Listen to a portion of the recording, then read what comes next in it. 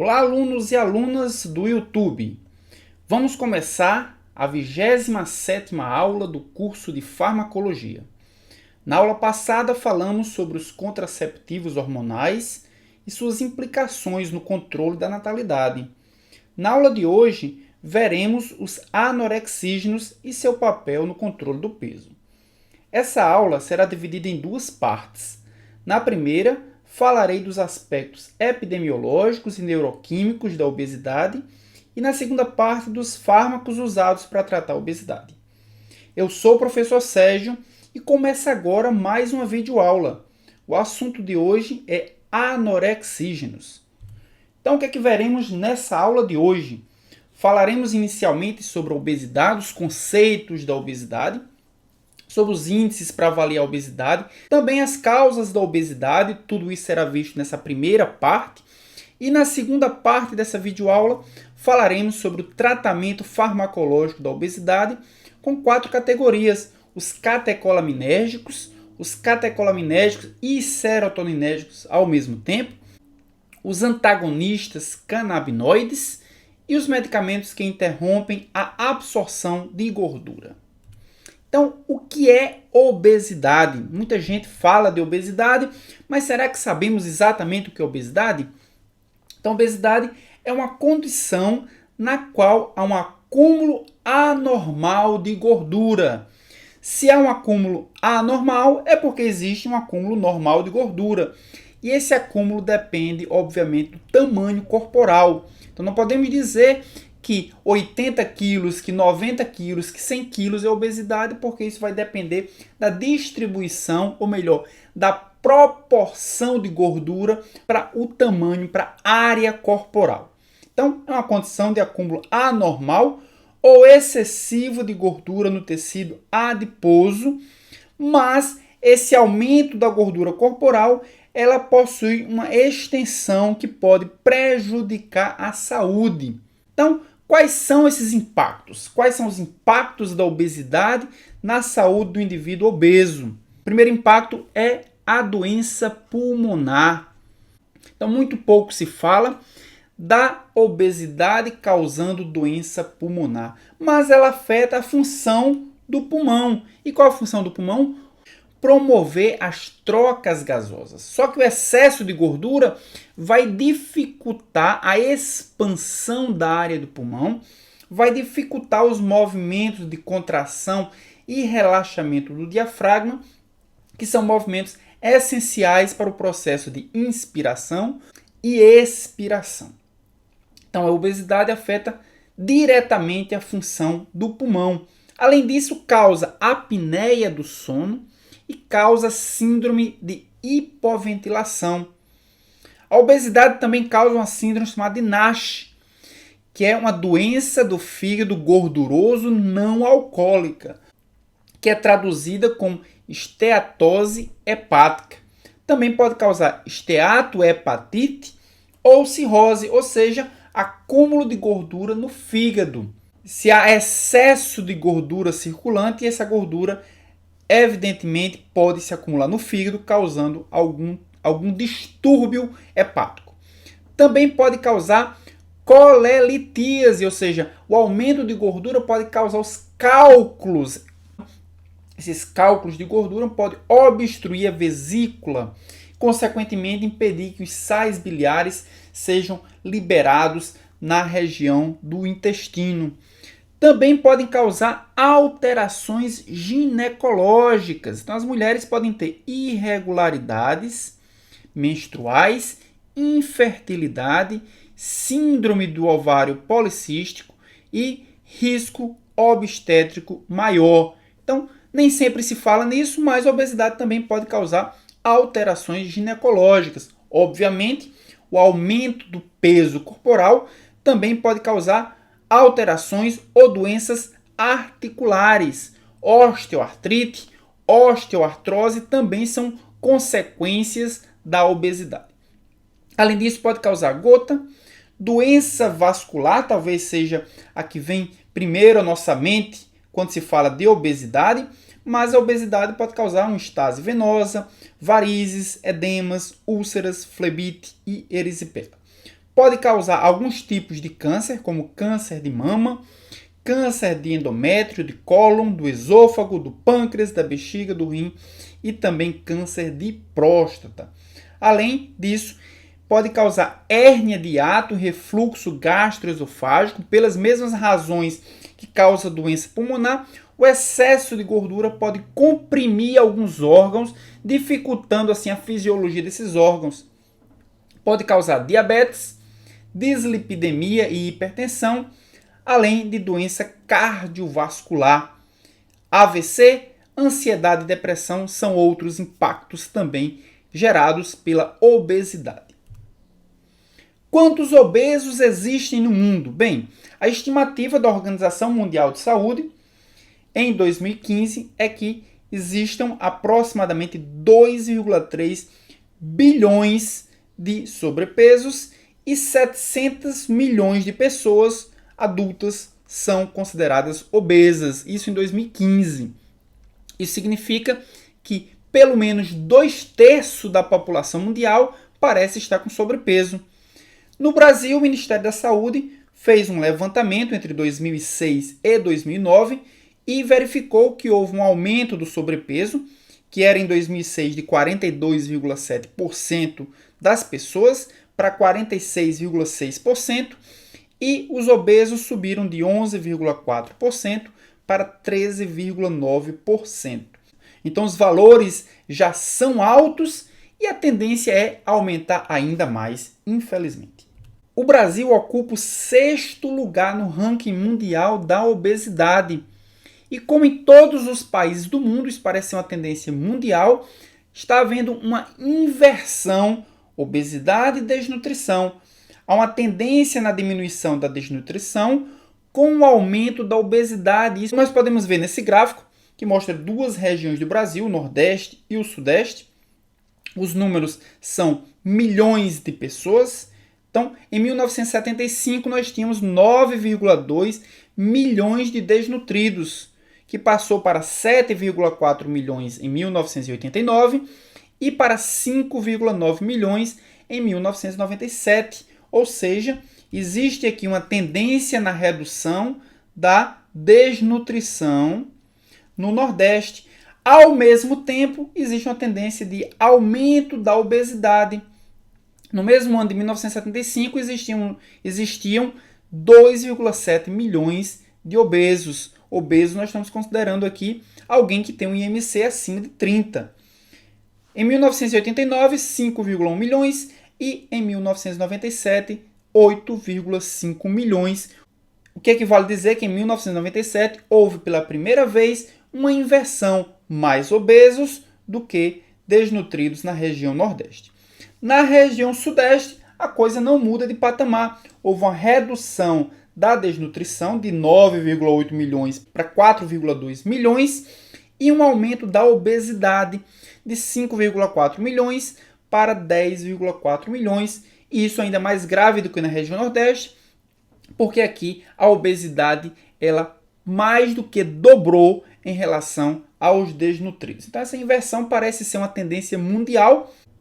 Existem várias formas de classificar a obesidade, mas a mais utilizada pela Organização Mundial de Saúde é a que utiliza como índice o IMC, o Índice de Massa Corpórea, que é calculado utilizando o peso em quilogramas dividido pela altura em metros elevado ao quadrado. Esse valor, se for entre 18,5 e 24,99, é considerado peso normal, um peso saudável.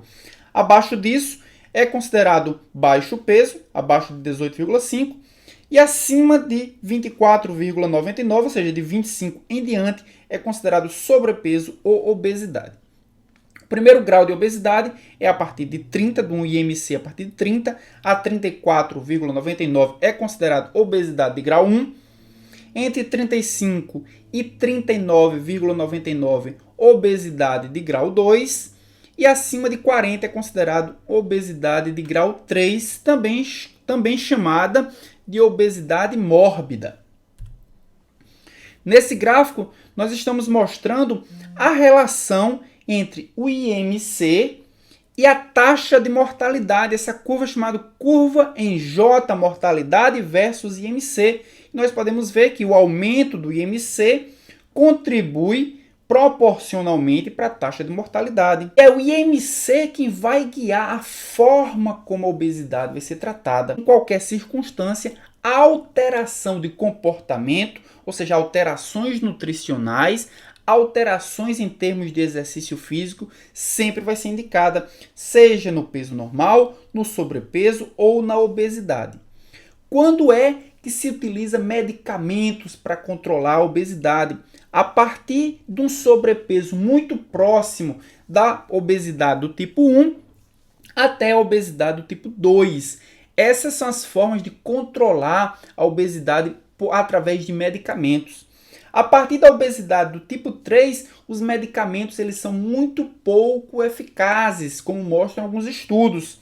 Então, a obesidade do tipo 3 ela é tratada basicamente através de uma cirurgia chamada de cirurgia bariátrica, onde há redução do estômago, consequentemente há uma maior capacidade de saciedade com pouco alimento, e isso vai ser a forma de controlar o peso corporal.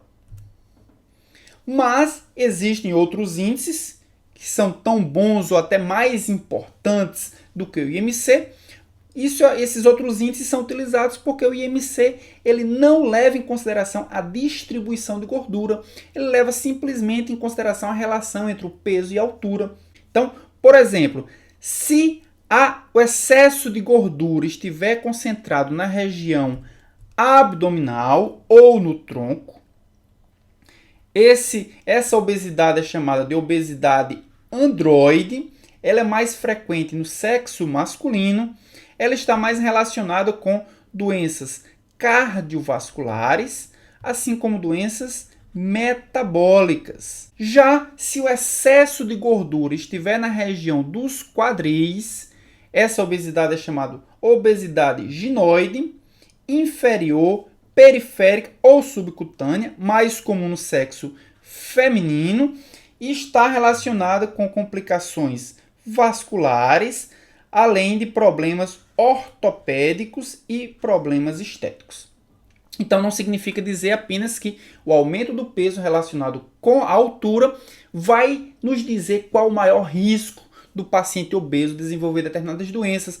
É importante que esse parâmetro esteja associado à distribuição da gordura. Onde é que essa gordura está mais localizada? No abdômen, no quadril, em que partes do corpo? Porque isso está relacionado com outras complicações. Aqui nós temos duas figuras mostrando a obesidade androide. A região do abdômen é a região que se acumula maior quantidade de gordura. E aqui nós temos a obesidade ginoide, é o quadril que apresenta maior percentual de gordura. Dessa forma, é importante que nós levemos em consideração a chamada obesidade central. E a obesidade central ela é avaliada medindo-se a circunferência da cintura. Em homens, a circunferência da cintura é considerada normal até 94 centímetros. Em mulheres, até 80 centímetros. Acima desses valores são considerados valores anormais. E são considerados muito aumentados se em homem a circunferência da cintura for superior a 102 centímetros. E em mulheres, se essa circunferência for superior a 88 centímetros. Um outro índice também bastante importante de avaliarmos é a relação entre cintura e quadril. Afinal de contas, nós vimos que a distribuição pode ser abdominal ou no quadril. Essa relação cintura-quadril apresenta o risco aumentado para desenvolvimento de algumas doenças que nós vimos lá no começo da aula, aqueles impactos. Essa relação é considerada alta para mulheres se for acima de 0,8 e é considerada alta para homens se essa relação, se esse índice for maior do que 0,95. Então nós vimos que existem vários índices que nos ajudam a compreender, nos ajudam a decidir qual o risco para aquele paciente, se ele merece um tratamento medicamentoso, se ele merece apenas alteração comportamental para o controle do peso corporal. Não apenas o IMC, mas outros índices também são importantes, associados, obviamente, ao IMC. Quais são as causas da obesidade? A obesidade é uma doença multifatorial, apresenta diversas causas, mas nós podemos dividir essas causas em dois grupos. As causas endógenas, que são causas genéticas. A idade, nós sabemos que com o envelhecimento há redução do metabolismo e, consequentemente, uma tendência para o aumento do peso corporal. O sexo, nós sabemos que as mulheres têm uma tendência maior de apresentar aumento do peso corporal. E a raça, também fatores ambientais, que são aqueles fatores relacionados ao comportamento do indivíduo, que alimentos, a quantidade de alimentos, se ele faz ou não exercício, tudo isso vai implicar em um aumento do peso corporal e, consequentemente, uma tendência ou não à obesidade. Agora vamos falar dos aspectos neuroquímicos da obesidade. O hipotálamo é uma região cerebral, nós podemos observar aqui onde está o hipotálamo, é uma região cerebral onde existem neurônios que vão controlar a fome e vão controlar também a saciedade. Então, são neurônios que em seu conjunto formam o centro da fome e o centro da saciedade. Ou seja, eles determinam o início da ingestão, são os neurônios responsáveis pelo centro da fome, ou o término da ingestão, que são os neurônios responsáveis pelo centro da saciedade. E esse controle ou essa atividade de neurônios do centro da fome ou do centro da saciedade vai depender da existência na membrana plasmática desses neurônios de receptores químicos, receptores térmicos, que vão receber os estímulos e vão ser ativados, aumentando assim a atividade no centro da fome e aumentando a atividade no centro da saciedade. Então, esse centro da fome e o centro da saciedade estão muito ligados às chamadas adipocinas.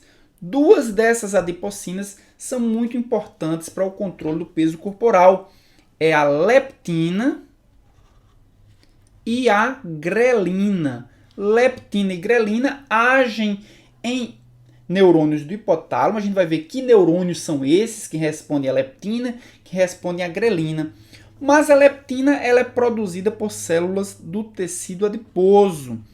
Significa dizer que quanto maior quantidade de tecido adiposo, maior será a quantidade de leptina. Já a grelina é produzida por células do sistema gastrointestinal, do trato gastrointestinal, quando não houver alimento no trato gastrointestinal.